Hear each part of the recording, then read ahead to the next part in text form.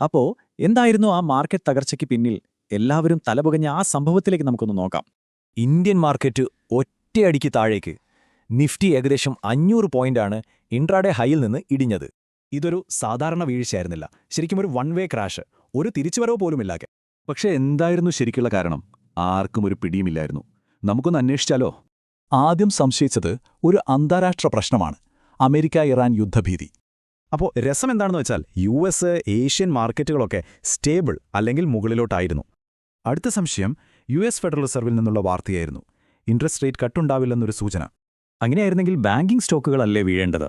പക്ഷേ ഇവിടെ എല്ലാ സെക്ടറിലും വിൽപ്പനയായിരുന്നു. അപ്പോൾ യുദ്ധവുമല്ല, ഫെഡുമല്ല, പിന്നെന്താവും? അന്വേഷണം കൂടുതൽ ശക്തമായി. മാർക്കറ്റ് ഇത്രയും ഇടിയുന്നത് കണ്ടപ്പോൾ എല്ലാവരും ഒരേ കാര്യം ചിന്തിച്ചു: FIIകൾ വിൽക്കുകയാണ്. ഇത്രയും വലിയ വീഴ്ച, എന്തായാലും 5000-10,000 കോടിയുടെ വിൽപ്പന പ്രതീക്ഷിച്ചു. പക്ഷെ വൈകുന്നേരം ഡേറ്റ വന്നപ്പോൾ എല്ലാവരും ഞെട്ടി. 1000 കോടിയിൽ താഴെ മാത്രം വിൽപ്പന. അതായത് ഈ ഡേറ്റയൊന്നും തമ്മിലൊരു ബന്ധവുമില്ല. പ്രധാന പ്രതിക്ക് ഉറച്ചൊരു തെളിവ് കിട്ടിയ പോലെ.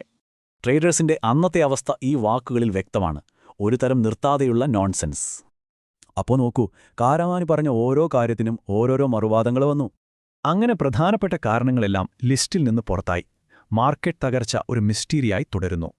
അപ്പോ വലിയ സ്ഥാപനങ്ങളോ ആഗോള വാർത്തകളോ അല്ല ഇതിനു പിന്നിലെങ്കിൽ പിന്നെ ആരായിരുന്നു വിറ്റത്?